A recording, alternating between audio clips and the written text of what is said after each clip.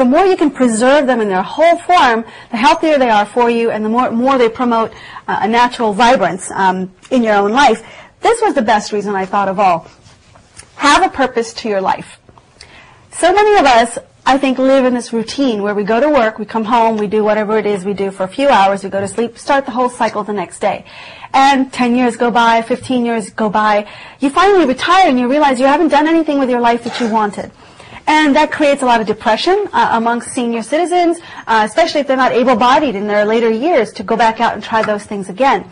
But if you find a purpose to your life early, and you're able to sustain that drive all the way throughout your life, they say it makes a significant impact to how well you live your life towards the latter years, how happy you are, and that it can actually extend your life. Wow. I think that's a whole topic and segment that we can talk about as to how a person can do that, right? I mean, because it's not as easy as it sounds. I mean, finding a purpose to your life aside from work. I mean, us in America are so focused on our careers that we barely have the time to take a step back and look at the other things in life. So it's not all about hopefully work. our audience can do that. Take a minute after this show and think about your purpose. That's right. Turn off the TV and go outside. I hope everyone enjoyed their long weekend last weekend. Given it was President's Day, I have a great article that I found in People magazine about the presidents of the United States and how rich they are and where they came from. So old schoolboy lore is that anybody can basically become the president of the United States. And, you know, it's a great dream, it's the American dream, but in actuality, that's not true because the majority of U.S. presidents have actually come from the top tiers of society. And when I say top tiers, I'm not talking about the top 10%, I'm actually talking about the top 3%, some even being in the top 1% of society. So obviously we've seen, and you know, obviously to run the country you need to have some leadership qualities and skills, but this article is saying that you actually have to come from wealth to possess some of those traits, or even to be given the chance to possess, to lead the country. Isn't that funny? Because I remember all those arguments about Obama being very elitist, and yet maybe he had to be president. Absolutely. The two people that were mentioned in this article as being from a humble background are actually Andrew Johnson and Bill Clinton. So those two presidents were actually born poor. But again, when they became presidents, they were actually quite wealthy. So whether they were self-made wealth or family, wealth does play a huge part in other words, they were financially successful even before they could think about becoming president. Exactly. So I just want to read the top 10 wealthiest presidents. You have George Washington, Thomas Jefferson, Andrew Jackson, Zachary Taylor, Theodore Roosevelt, Herbert Hoover, FDR, John F. K., Lyndon B. Johnson, and our favorite, George W. Bush. So as you can see, these are the top 10 wealthiest presidents. And I think it's just the comparison of leading a country and coming from a specific background is very interesting. Last week was also Valentine's Day, so I'm sure there was a lot of people who were celebrating the long weekend and enjoying Valentine's Day as well. There was a very good article in Time magazine about how online dating is different from in-person dating, and how some of the biases that people have that they would never admit meeting people for the first time or meeting potential candidates, how they would indicate those biases online. And it's very interesting. For example, on most sites like Match.com, eHarmony, or any of these sites, you are able to click a filter that says, you know, don't send me anybody who is, you know, Asian, black, Hispanic, whatever you want. You can basically filter the list that you get.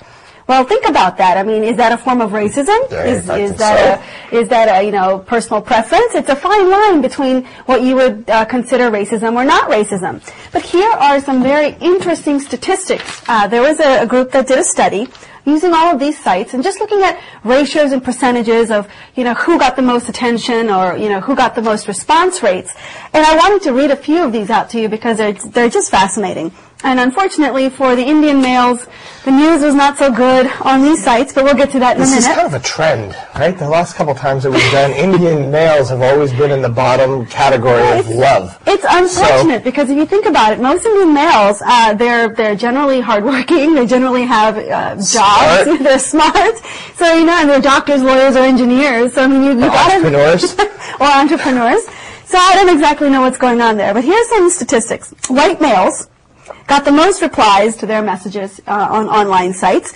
Black females got the least response rate of all women's groups on any site. 77% of white women excluded Hispanic males from their search. Asian males were excluded by 93% of white women. Black males do the lowest response rate from Asians and the highest from blacks, which maybe is not so surprising. But lowest reply rate from Asians. I mean, it goes to show you that racism exists, you know, no matter what shade of brown you are. White females usually just checked one box for their filter list for white men, which, again, interesting. East Indian females were excluded by 82% of white men on online dating sites. Give them a chance.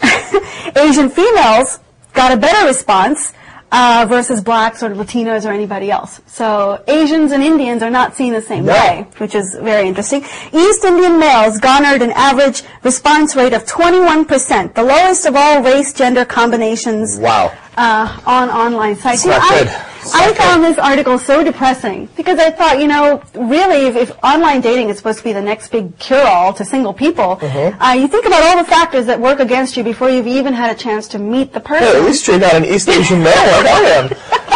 It's pretty bad. But then, you know, just as I was getting depressed, I opened the paper, and I was reasonably happy with what I saw there. If you, many of you might have noticed this, but in the Metro section of last week's paper, there is a beautiful story about a pairing between an Indian male and a Venezuelan female. Basically, they're college students, and they fell in love, the good old-fashioned, natural way people fall in love. Great. You don't see that too often anymore. I guess not.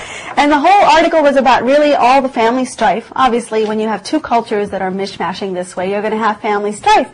But at the end of the day, they found a way to make it work, and it was such an endearing story that you realize, you know what, online dating and internet sites are great. But at the end of the day, there's something about natural chemistry and meeting people a natural way, and it maybe is far more powerful than any search engine could give you as far as results. And it's sad to say that this is becoming, that true love is becoming, or the way true love is formed by meeting, it's almost becoming extinct, right? Everybody is so busy in their lives that online dating and chat rooms are becoming the way to meet people. And we could probably do a segment on that, but it's, you know, the article was great. I read it as well, and it was very warming to the heart to see that there's still people falling in love the traditional way.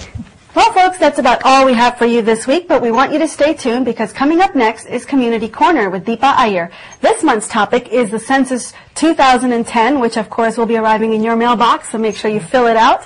Well, thank you very much, Aastha. It's been fun once again. Always is. Hopefully, when we tape again, there won't be 4 feet of snow outside. For those of you at home, thank you for watching, and please enjoy the week ahead. Namaste.